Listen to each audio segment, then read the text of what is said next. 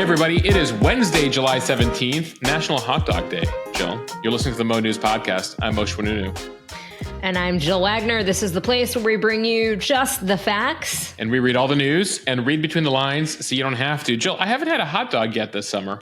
Moshe, how do you take your hot dog? Ketchup, mustard, sauerkraut?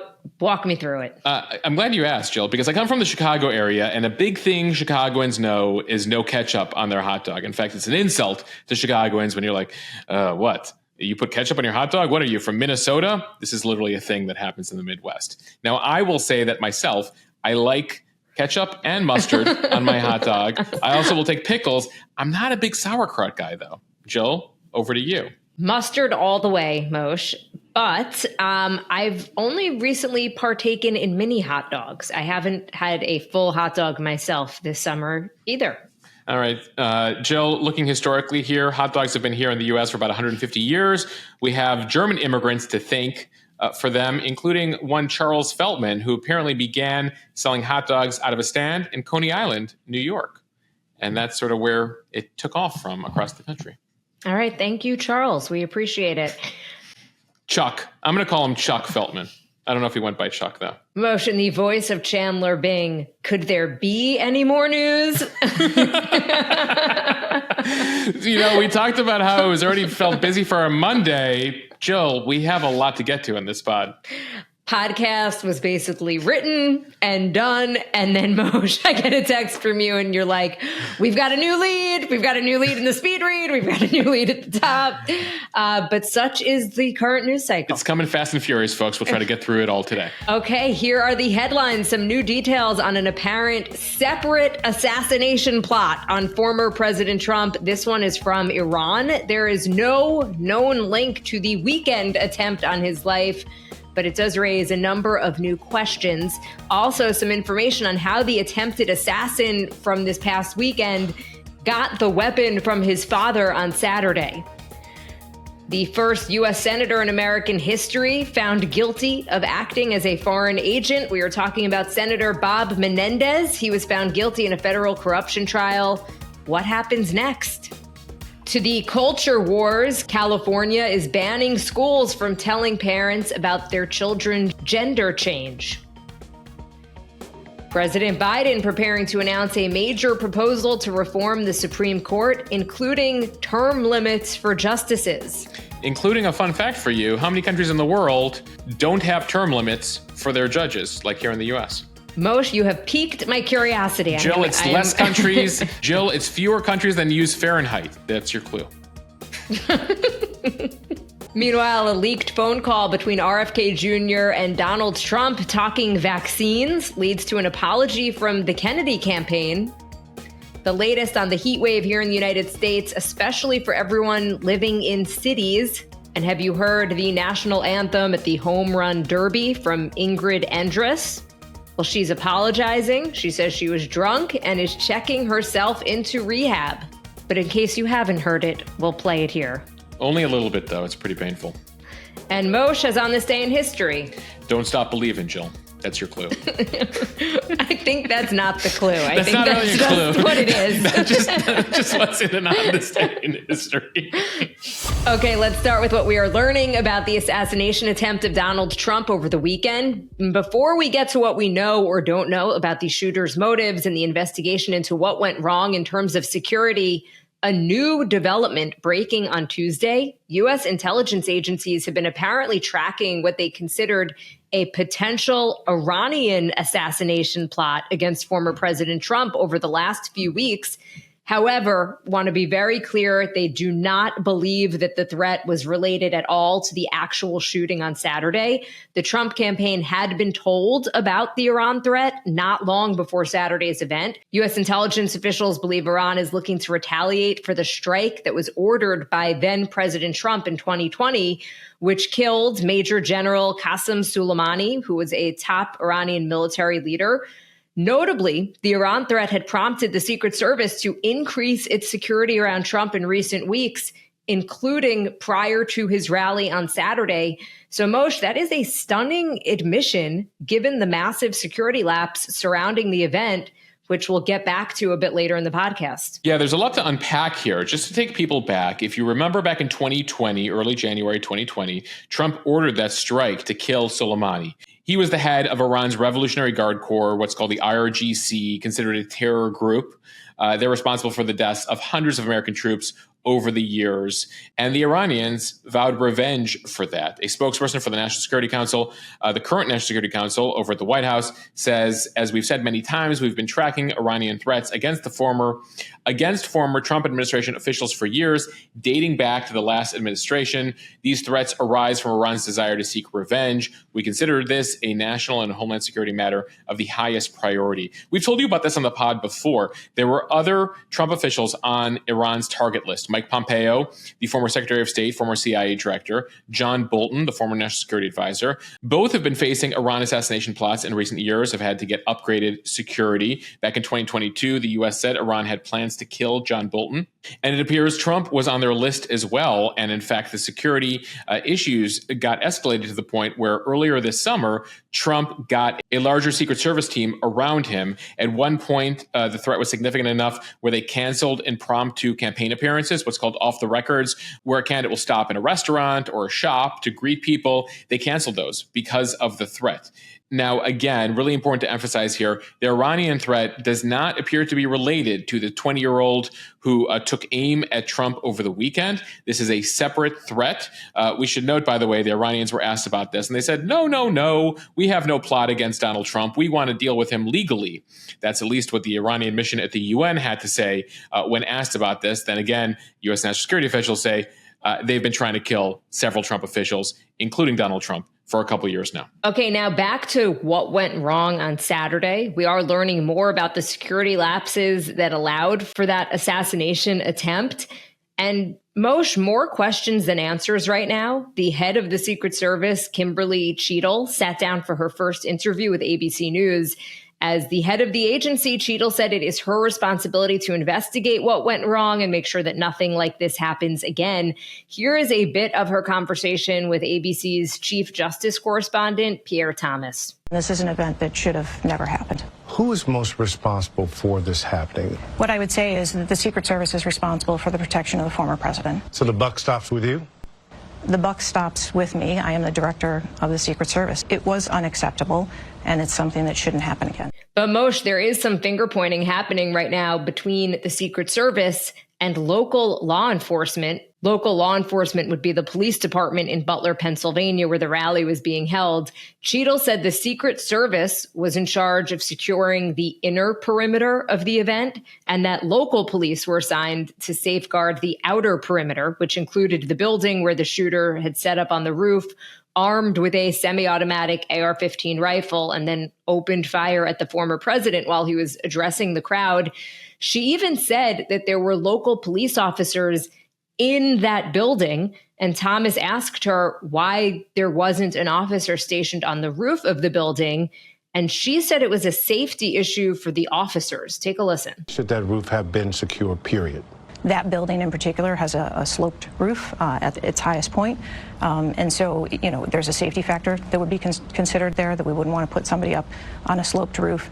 And so, the decision was made to secure the building from inside. So, Moshe, clearly that is a decision that's going to be looked at more closely, particularly because analysts say that securing a nearby rooftop would be one of the more basic preparations that would be done before these type of events. Yeah, it was the highest point in the area. It had line of sight to where Trump was speaking. And so a lot of people are asking questions. Jill, I found it notable in that interview with Cheadle that she said, the buck stops with me. I take responsibility. At the same time, it was the locals that should have secured the building. And the locals are saying, no. It was the Secret Service. They were running the show here. So there's a lot of finger pointing back and forth. And for those of you sending me various conspiracy theories from the internet, I go back to our typical line here, which is don't blame on some conspiracy. We can blame on indecision, confusion, bad communication, and some incompetence, which appears to be the situation right now as they point fingers at each other. A question about resources, a question about communication here. Why security of that building seems to have been outsourced to local police is a big question. We told you on yesterday's podcast that it appears based on video and based on local reports that this guy was spotted nearly a half an hour before he ended up opening fire on Trump. There were multiple videos now that have come out of people pointing at the roof saying there's a guy with a gun on the roof.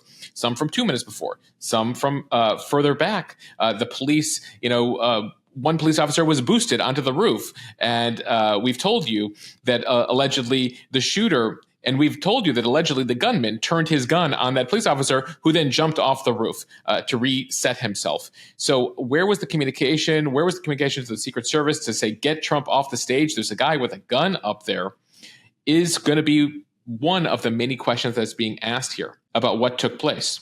Now, Cheadle says that her agency will fully cooperate with an independent investigation. That's something Joe Biden called for on Sunday. He said that he wants an independent investigation into what went wrong in Pennsylvania. The FBI right now is leading the overall internal investigation into what took place. Cheadle will be testifying next week before the House Oversight Committee. And so you can expect a lot of questions to be asked there.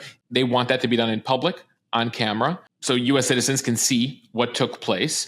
She has said so far she is not planning on resigning, even though there are some calls, mainly among Republicans, calling for her to resign. She says the Secret Service is not political, people's safety is not political, and that's what we're focused on as an agency.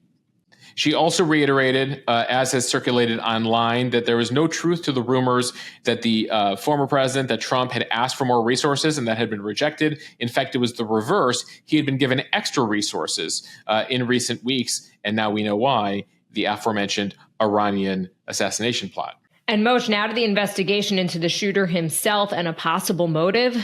Again, officials do not believe that there is any connection to an Iran plot whatsoever. Law enforcement have conducted over 100 interviews in his Bethel Park neighborhood. The shooter, a 20-year-old kitchen worker at a local nursing home. Staff members have said that he passed a background check and raised no concerns. He had just graduated from a local community college with honors. He was set to attend another college in Pittsburgh in the fall. As we reported yesterday, law enforcement have been searching his phone and his online records, but so far, they say there isn't much there that's giving clues as to a possible motive. My old colleague from NBC News, Tom Winter, is their national law enforcement and intelligence correspondent. He said on air on Tuesday morning that there is a chance that we may never know the real motive. And he echoed something that, Moshe, you and I have been saying, that people are quick to want this to be politically motivated, but it is very possible that that is just not the case here at all. And there are conflicting reports about his politics and how political he even was. Yeah, obviously, that's the thing that you think about when there's an assassination plot, is that this is somebody who had political issues with the former president. But given so far, we're several days in, we don't have any sense that he was overtly political, at least not yet. Again, he officially was a registered Republican. He had donated a small amount to a Democratic group. Most of his classmates say he didn't really discuss politics, but we'll wait to hear more as the investigation continues. What we do know is that he was a member of a local shooting club, the Clarendon Sportsman's Club, for at least a year. And law enforcement says that Crooks used his father's gun in the shooting. ABC News reports late Tuesday that on the day of the shooting, on Saturday, Crooks apparently told his father that he wanted to go to the shooting range and asked if he could borrow his dad's AR-15. Since his father had occasionally allowed Crooks to go target shooting with the semi-automatic firearm, he didn't think anything of it, didn't think there was anything suspicious. He said, sure, take the rifle and go to the range. Now, Crooks apparently decided to use that rifle in his attempted assassination of Trump. The AP reports that his father bought the gun 6 months ago, that Crooks purchased a separate box of ammunition containing 50 rounds on the day of the rally. Then separately, he had 2 crude explosives in his car, one in his home. During the shooting, he was wearing a T-shirt from Demolition Ranch. That's a YouTube channel known for its guns and demolition content. It has millions of subscribers, featuring videos on different guns, explosive devices. But so far, all we know is that for the most part. At least that's what they've released publicly. They believe he acted alone, but they are continuing to investigate whether he was accompanied to the rally, looking through surveillance tape and other resources here. As you mentioned, Jill, they've done more than 100 interviews so far, still trying to get to the bottom of all of this. And it all comes as the FBI and the Department of Homeland Security have warned in the last 24 hours about the potential for follow-on or retaliatory attacks. They say that there could be what they call DVEs, domestic violence extremism, as a follow-up or as a retaliatory or revenge for what took place on Saturday. So they've asked all law enforcement to be on high alert. Moshe, we've also been monitoring the Republican National Convention all week in Milwaukee, where they have upped security. You were watching the speeches last night, so we don't have to. What happened? It's true, Joe. It's very true. Time for the speed read. Let's start with another big political story that Moshe, I think on any other given day, could have been a lead story, if not for everything else going on. From the Washington Post, New Jersey Senator Bob Menendez was convicted Tuesday of taking bribes from 3 businessmen who showered him and his wife with cash, gold bars, and a Mercedes-Benz. Jill, they also got an air purifier and an elliptical machine, among the many things. It couldn't have been a Peloton. It had to be an elliptical. Now, this was in exchange for help in securing deals with foreign officials. The Democrat who has been in the U.S. Senate for 2 decades was also found guilty of trying to derail several criminal investigations. The jury in Manhattan federal court found that the lawmaker was guilty on all 16 felony counts. So they include bribery, extortion, wire fraud, conspiracy, obstruction of justice, and acting as a foreign agent for Egypt from 2018 to 2022. He did beat separate bribery charges back in 2017. Moshe, a stunning fall from grace for the longtime senator who at one time was the head of the very powerful Senate Foreign Relations Committee. Right, and they believe it's from that perch that he used to be able to work with these Egyptian officials and use his power to help them. Now, Jill, as we told you when this trial began, he tried to blame this all on his wife, Nadine, saying he didn't know what she was up to. This was all her. She had expensive taste in cars and clothes. She couldn't keep up with her mortgage. This plot dates back to the time that she was his girlfriend, and they portrayed her as a scheming girlfriend who kept seeing her ex-boyfriend even after she began dating Menendez, and then as a secretive wife who never told him that she was receiving gold bars and money from several men. That was what he said. Well, what prosecutors said was she was the go-between. He was aware of everything, and the jury decided they didn't buy the whole "my wife did it" excuse. By the way, separately, she faces charges, but she is undergoing currently cancer treatment, so TBD on when her trial is. That said, Menendez here, some really concerning things he was doing from his perch as the Senate Foreign Relations Committee chairman. He was charged with steering aid and weapons to Egypt, using his clout to help the government of Qatar. He also apparently tried to disrupt multiple criminal investigations in New Jersey on behalf of 2 allies, and it just goes on and on and on. And as you mentioned, he did it in exchange for these gifts, the car, and then weirdly enough, gold bars, literal gold bars, which they tried to claim was just gifts from a friend. And people are like, that's not something friends give each other, gold bars that you were keeping in your closet. So the jury didn't buy it here. He's been found guilty. He faces potentially decades in prison. By the way, he's 70 years old. And so he spoke very briefly outside the courthouse to cameras, vowing to appeal the decision. Take a listen. I have never violated my public oath. I have never been anything but a patriot of my country and for my country. I have never, ever been a foreign agent. And the decision rendered by the jury today would put at risk every member of the United States Senate in terms of what they think a foreign agent would be. Jill, he's trying to claim that this is what senators do, and all senators should be worried about that. The rest of his colleagues in the Senate say, no, that's not what we're worried about. That's not what we do. Even fellow Democrats here now calling on him to resign, including the party leader, Senate Majority Leader Chuck Schumer, says in light of the guilty verdict, Menendez must do what's right. He must resign. There's been criticism, actually, that the Senate has allowed him to keep his job as a senator. They pushed him out as chairman, but they allowed him to continue as a U.S. senator despite this trial. That's in contrast to what happened in the U.S. House, where George Santos was facing charges, and they expelled him when he decided not to resign. Now they've said, you need to resign. It's unclear whether he'll do that, but clearly they have support here to expel him. So unclear how long he'll have. He is set to be sentenced on October 29th. The most serious charges of extortion and wire fraud carry a statutory maximum of 20 years in prison here. We should say Menendez has lived multiple lives here, has faced other corruption charges, got out of those. This time, not so much, though he does have hope that the Supreme Court recently ruled in narrowing federal bribery laws, and they hope that that'll help with their appeal here. But it does not look great for Menendez, again, found guilty on all counts. From Bloomberg, California became the first U.S. state to ban school districts from requiring teachers to notify parents about changes to a student's sexual orientation and gender identity. Governor Gavin Newsom signed the law following a contentious and emotional debate in the Democratic-controlled state legislature. The measure forbids school staff from informing parents or any other person if their child's gender identification changes without permission from the child. It also bars districts from punishing employees who support a student's rights. The legislation was introduced after some conservative California school districts implemented rules that require teachers to inform parents if their child identifies as transgender or goes by a different name or pronoun at school. It comes amid a nationwide debate over the rights of parents and LGBTQ students. Yeah, advocates here argue that school board policies forcibly out LGBTQ students, adversely affecting their mental health.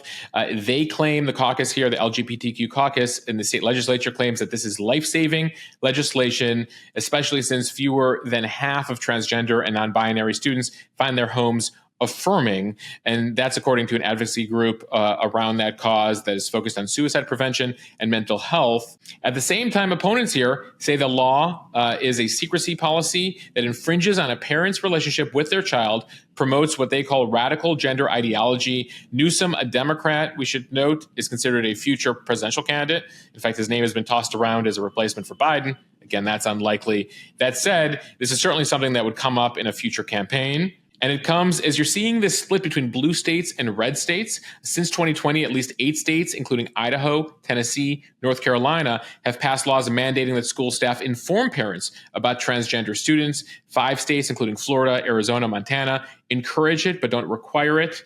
It all comes, Jill, as we're also watching a big legal case, not specifically regarding this, but regarding gender-affirming care. The Supreme Court's taking up a case this fall. We'll get a decision next spring, early summer, on the legality of banning gender-affirming surgery for kids. Also from the Washington Post, President Biden is finalizing plans to endorse major changes to the Supreme Court in the coming weeks. It will reportedly include proposals for legislation to establish term limits for the justices and an enforceable ethics code. He is also weighing whether to call for a constitutional amendment to eliminate broad immunity for presidents and other constitutional office holders. The announcement would mark a major shift for Biden, the former chair of the Senate Judiciary Committee, who has long resisted calls to reform the high court. The potential changes come in response to growing outrage among his supporters about recent ethics scandals surrounding Justice Clarence Thomas and decisions by the new court majority that have changed legal precedent on issues from abortion to federal regulatory powers. So we should note at the outset here that many of the changes he's considering probably need congressional approval. And remember, Republicans control the House, Democrats control the Senate. He would need the trifecta in the next term. He would need to be reelected. The Dems have to keep a majority in the Senate, and Dems would need to win the House for most of this to go down here, including term limits. Now, it all comes, as you mentioned, the Supreme Court has been ruling with its 6-3 conservative majority on a number of issues that have made Democrats very unhappy of late. That includes the ruling earlier this month that Trump was immune from prosecution for official acts during his first term in office. Apparently, an hour after that decision, earlier this month, Biden called Lawrence Tribe. He's a constitutional law professor. You've probably seen him on TV. He's from Harvard Law School, and he was discussing the ruling arguments for reforming the court. So it appears here that Biden's turning over a new leaf, feels that, especially as there's been growing distrust, especially among liberals, for the Supreme Court, that he would get some support here for these calls to change some aspects of the court. And Jill, now to our fun fact. How many democracies in the world give judges jobs for life? The answer is 1. The United States of America. We're the only one. that does not put any sort of age limit or term limit on judges. Even other countries that provide quote unquote life tenure for judges have age limits. That includes Australia, New Zealand, Israel, the UK. All judges there must retire by the age of 70. And US states on the state level, with the exception of Rhode Island, also have some form of age or term limit. It's only our federal judges that have that issue. And Jill, we did a podcast earlier this year on the Mo.news interview podcast about the death of democracy, the concerns about democracy here in the U.S. And that was among the issues they brought up, which is like the U.S. is the only country that allows judges on there for life. And now that we appoint some Supreme Court justices in their 40s, that can mean 30 or 40 years, potentially more, on the court these days. And maybe it's time to tweak that. And Moshe, as an aside, I am still trying to now wrap my head around which countries besides the United States use Fahrenheit instead of Celsius. Your clue is one of those countries was actually created by the U.S. in Africa. Can you name it? The answer is Liberia. Liberia uses Fahrenheit. So Also, it's just the U.S. and Liberia? And the Cayman Islands and I think Myanmar until recently. And so there you have it. That's Fahrenheit, miles, the like. Everyone else has gone to Celsius. And there was actually a law in the U.S. We were all supposed to go to the metric in the 70s. Gerald Ford signed it, and nobody really abided by it. We didn't want to change. And so here we are. It's more complicated, Moshe, but we are sticking to Fahrenheit. We're going to use feet instead of meters. Jill, there's an amazing SNL sketch from the last couple of years that I like to share. We'll link to it in the show notes about it shows revolutionary troops talking to George Washington about his vision for a new country. And he's laying out Fahrenheit. It's amazingly done. Check it out in the show notes. Why not start at 0? That makes way too much sense. Why not Let's start have at 32 increments degrees. of 10 and 100, easily divisible? No. Okay, from the New York Times, we told you yesterday about a report that former President Trump has been trying to get independent presidential candidate Robert F. Kennedy Jr. to support him. Well, a video of a phone conversation between the two was leaked Tuesday, and it tells us more about what they discussed.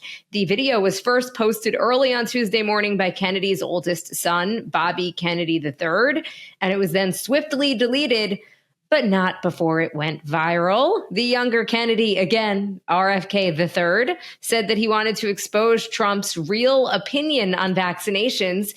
The video does provide a glimpse of the private relationship between Trump and Kennedy, who have long been friendly, although Trump has publicly criticized Kennedy during the campaigns. RFK Jr. apologized for the leaked video almost immediately on X, which was the same social media site where the video first appeared, care of his son on Tuesday morning. As for the video over Kennedy's speakerphone, you can hear Trump describing scientifically baseless concerns about vaccinations, an issue Kennedy is closely associated with, expressing disbelief at the volume of vaccinations given to infants. Take a listen. I agree with you, man. Something's wrong with that whole system.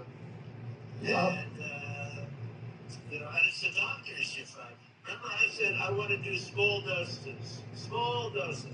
When you feed a baby, Bobby, a vaccination that has like 38 different vaccines, and it looks like it's meant for a horse, not a 10-pound or 20-pound baby. It looks like you should be giving a horse this.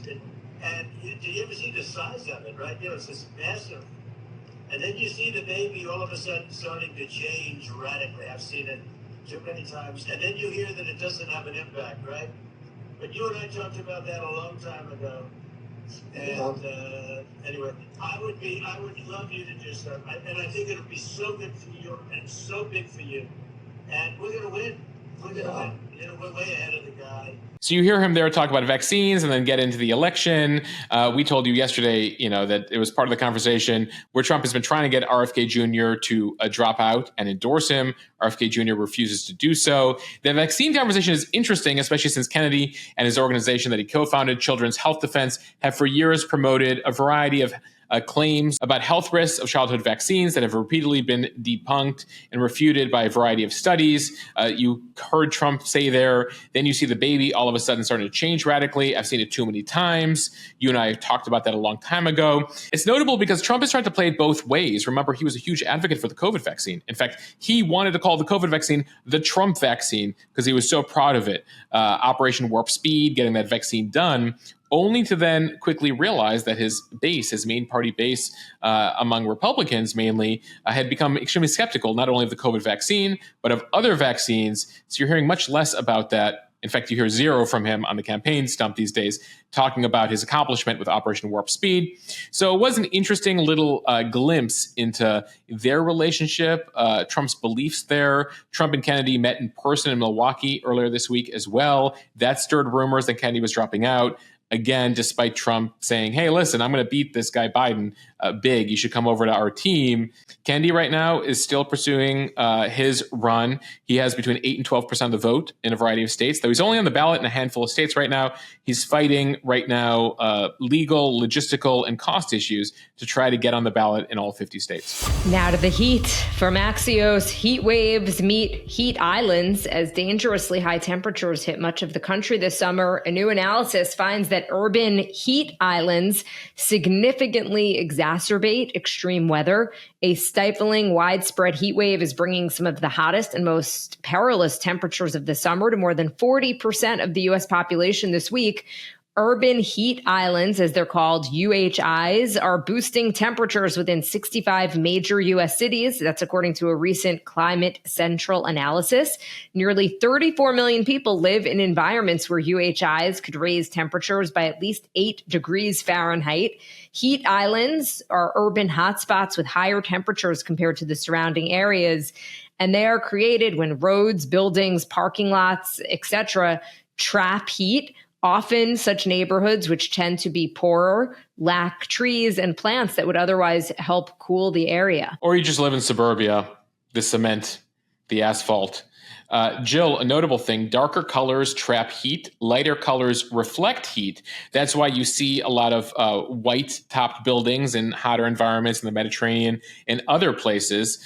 Several million people in New York City, Chicago, and San Francisco, for example, live in environments where UHIs, these urban heat islands, can amplify summer temps by at least 10 degrees. That's according to one study. In cities with sprawling heat intensity like Houston, high UHI index values also are spread across, highly developed area where it's asphalt and sidewalk, etc. There's a lot of strategies right now to combat the heat island effect. Of course, if you can get out to nature, that'll help. In fact, all of us should be walking on grass barefoot these days, Jill, to just deal with the stress of life. That said, cities are trying to deal with heat island effect. They've hired chief climate officers in a number of cities. Jill, I recently did some consulting work on the communication side for a company called Standard Industries. They own a company called GAF that actually has created a reflective paint that they're using across Arizona and Southern California that can lower the temperature where you're standing. So if you're in an area where the asphalt is painted with a specialty paint, it's several degrees cooler from standing. If you're just right next to, it's actually it can be 8 to 10, it can be several degrees cooler standing on that paint as opposed to standing on the asphalt itself. That's really important, especially given, as we reported a few days ago, that there are exponentially more people getting pavement burns just because of how hot the pavement is. From the Associated Press, after a widely panned performance of the U.S. national anthem at the MLB Home Run Derby, country singer Ingrid Andress apologized Tuesday and said she was drunk. She wrote on Instagram, "I am checking myself into a facility today to get the help I need. That was not me last night. I apologize to MLB, which is Major League Baseball, all the fans, and this country that I love so much for that rendition." The MLB not commenting on Monday night. The 4-time Grammy nominee belted an a cappella version of the Star-Spangled Banner, and some clips of her less than popular rendition at the Globe Life Field in Texas went viral. We apologize, but here is a bit of that performance. Skip 30 seconds if you don't want to hear this.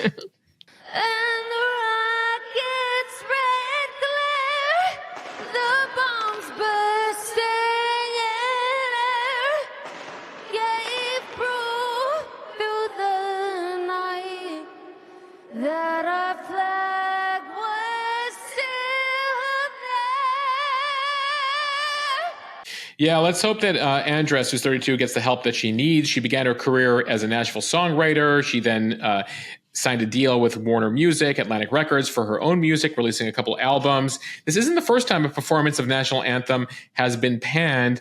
People were joking there's finally a worse rendition than Fergie's. Fergie gave an infamous edition of the 2018 NBA All-Star Game. And then going way back, there's Roseanne Barr's rendition at a San Diego Padres game back in the early 90s. But Roseanne's, I feel like, was meant to be bad. It's excusable. There's Roseanne. She doesn't have a singing voice. Fergie, you're like, wait, Fergalicious. This is the least Fergalicious anthem of all time. And then, of course, so I think each of them have their own circumstance. Right. And then for Andress, she is a professional singer. Yes. So if you were in that stadium. Grammy-nominated. Yeah. So if you were in that stadium, you were probably wondering what was going on. And like you said, hopefully she does get the help that she needs. All right, now time for On This Day in History. We've been talking about the heat. Let's begin in 1902. An American mechanical engineer named Willis Carrier, sound familiar, completed the drawings for what would become the first modern air conditioner. All right, on this day in 1918, the former Russian Tsar Nicholas II and his family were executed by the Bolsheviks. Fast forward to the 1980s now, on this day, President Reagan signed into law the National Minimum Drinking Age Act that effectively raised the drinking age to 21. In a number of states until then, it was 18. Jill, I remember my mom talking about how she had her first drink at a bar at 18 years old back in the 70s. I mean, you could argue you send people to war at 18. You can vote at 18. Maybe you can have a drink at 18. I mean, I'm not advocating for it, but you can see the argument. You can see the argument at the same time, and they have cited the raising of the drinking age as one of the reasons that we've been able to cut down on traffic deaths in this country and drunk driving. All right, fast forward to 2014. On this day 10 years ago, Malaysia Airlines Flight 17 crashed in separatist-held territory in Ukraine, killing nearly 300 people on board. An investigation would determine that the aircraft was shot down by Russian-made surface-to-air missiles. These are the rebel groups that the Russians have allied with as they've invaded Ukraine. The Russians continue to deny that they had anything to do with it. All right, a bit of pop culture history for you. On this day in 1955, Disneyland was unveiled in a special live TV broadcast on ABC. And some music history. On this day in 1981, turning 43 years old today, Journey's Don't Stop Believin'. It was part of the release of their album Escape, which also included the song Open Arms. Now, Don't Stop Believin' has become one of the biggest songs of all time. Jill, I don't think you can do karaoke without somebody trying to belt out a rendition of it. Jill, of course, is also known for the fact that it was the song played in the final episodes of The Sopranos. And I understand you have Jamie Lynn Siegler coming up on a future edition of this podcast. I do, Moshe. She and I went to high school together, actually, and she has recently been very outspoken about her MS diagnosis, and she has a new podcast, and so we're going to bring her on and talk all things Sopranos and everything else, and reminisce about Jericho High School. Yes, so I'm looking forward to that. The Long Island life. Growing up Long Island, 1990s. I'm looking forward to it.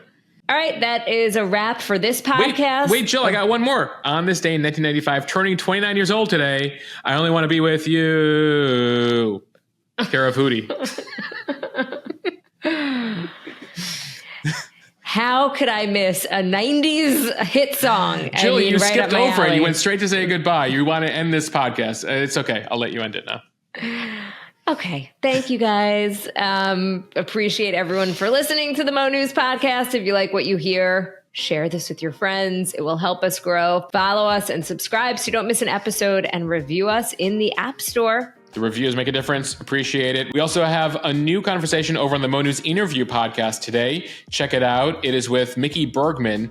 He is a behind-the-scenes hostage negotiator who helped get Brittany Griner out from Russia, out of Wambir from North Korea. He tells us behind the scenes what it's like talking to the North Koreans, the Iranians, the Russians, how it all works. I think you'll find it fascinating. Search right now, if you don't already subscribe, to the Mo News interview podcast and listen to it when you got time. All right, everyone. Have a great Wednesday. We're halfway there.